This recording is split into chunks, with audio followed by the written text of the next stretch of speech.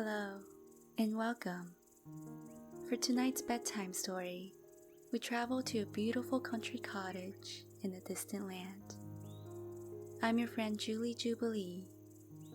Please follow me as we bend down to observe a lovely young daisy and perceive the world through the eyes of her heart. Make yourself comfortable, close your eyes, and let's begin.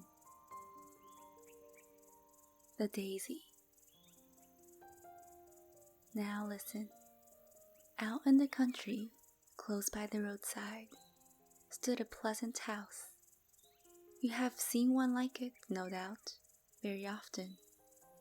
In front lay a little fenced-in garden full of blooming flowers. Near the hedge, in the soft green grass, grew a little daisy. The sun shone as brightly and warmly upon her as upon the large and beautiful garden flowers. So the daisy grew from hour to hour. Every morning, she unfolded her little white petals, like shining rays around the little golden sun in the center of the flower.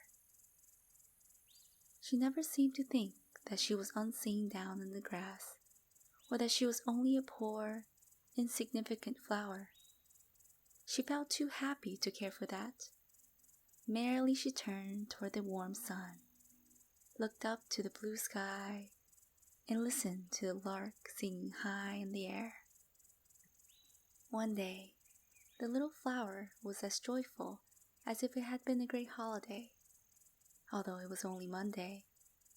All the children were at school, and while they sat on their benches learning their lessons, she, on her little stem, learned also from the warm sun and from everything around her, and it made her happy to hear the lark expressing in his song her own glad feelings. The daisy admired the happy bird who could warble so sweetly and fly so high, and she was not at all sorrowful because she could not do the same. "I can see and hear," thought she. "The sun shines upon me and the wind kisses me. What else do I need to make me happy?" Within the garden grew a number of aristocratic flowers. The less scent they had, the more they flaunted. The peonies considered it a grand thing to be so large, and puffed themselves out to be larger than the roses. The tulips knew they were marked with beautiful colors, and held themselves bolt upright so that they might be seen more plainly. They did not notice the little daisy outside, but she looked at them and thought, "How rich and beautiful they are! No wonder the pretty bird flies down to visit them. How glad I am to grow so near them, that I may admire their beauty." Just at this moment, the lark flew down, crying, "Tweet!" But he did not go to the tall peonies and tulips. He hopped into the grass near the lowly daisy. She trembled for joy and hardly knew what to think. The little bird hopped around the daisy, singing, "Oh, what sweet, soft grass! What a lovely little flower, with gold in its heart and silver on its dress!"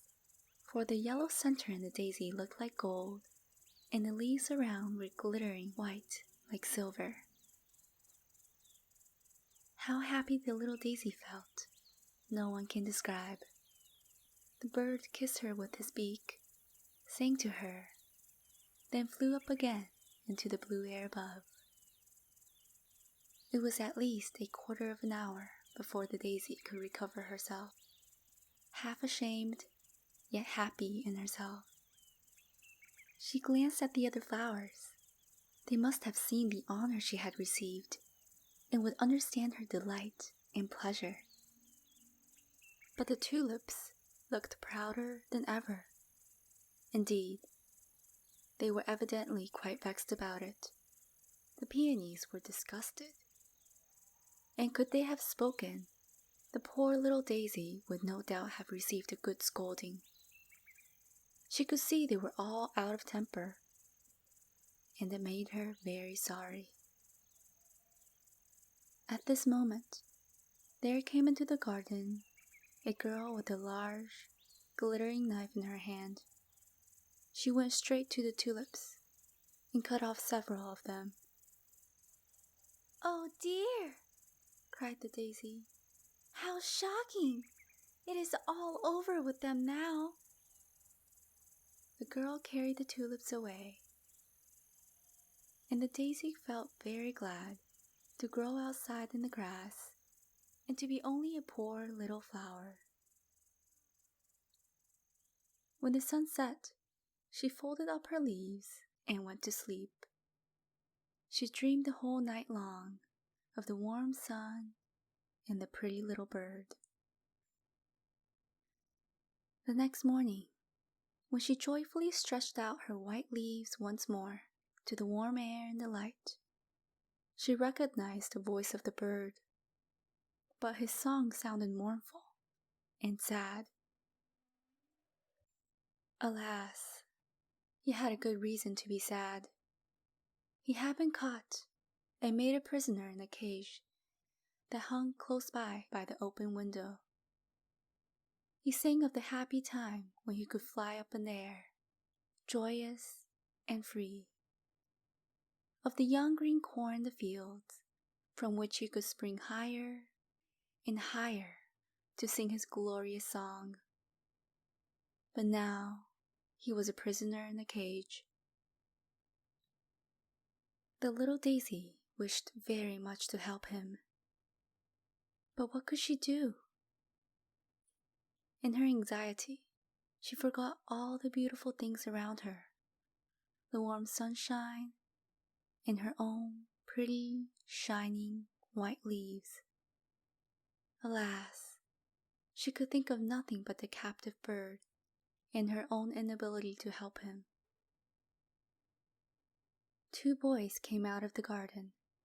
One of them carried a sharp knife in his hand, like the one with which the girl had cut the tulips.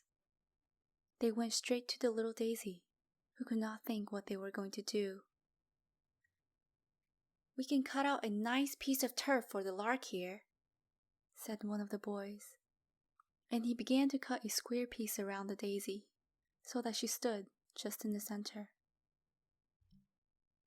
"Pull up the flower," said the other boy. And the daisy trembled with fear, for to pluck her up would destroy her life, and she wished so much to live and to be taken to the captive lark in his cage. "No, let it stay where it is," said the boy. "It looks so pretty." So the daisy remained and was put with the turf in the lark's cage. The poor bird was complaining loudly about his lost freedom, beating his wings against the iron bars of his prison. The little daisy could make no sign and utter no word to console him, as she would gladly have done. The whole morning passed in this manner. "There's no water here," said the captive lark. "They have all gone out and have forgotten to give me a drop to drink. My throat is hot and dry. I feel as if I have fire and ice within me, and the air is so heavy. Alas, I must die. I must bid farewell to the warm sunshine, the fresh green, and all the beautiful things in the world." And then he thrust his beak into the cool turf to refresh himself a little with the fresh grass. As he did so, his eyes fell upon the daisy. The bird nodded to her and kissed her with his beak, and said, "You will also wither here, you poor little flower.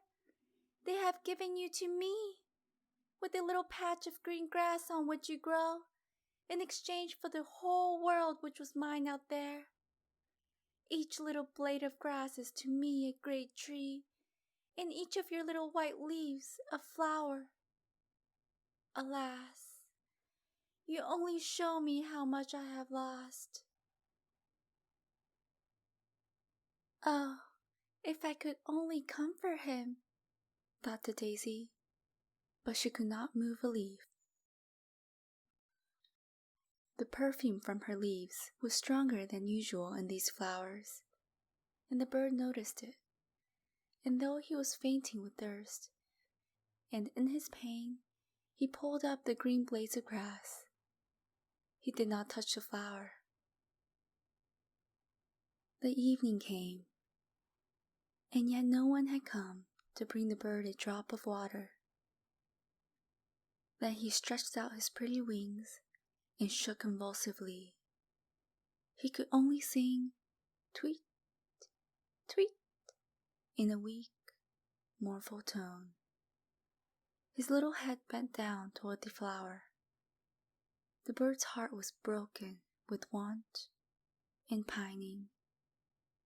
Then the little flower could not fold her leaves as she had done the evening before when she went to bed, but sick and sorrowful, drooped toward the earth.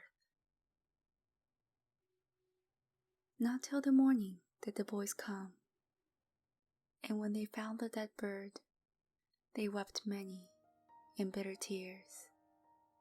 They dug a pretty grave for him and adorned it with leaves of flowers. The bird's lifeless body was placed in a smart red box and was buried with great honor. Poor bird!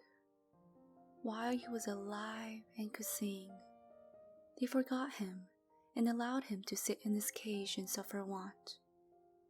But now that he was dead, they mourned for him with many tears and buried him in royal state.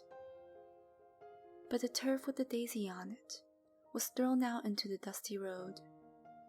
No one thought of the little flower that had felt more for the poor bird than had anyone else, and that would have been so glad to help and comfort him if she had been able.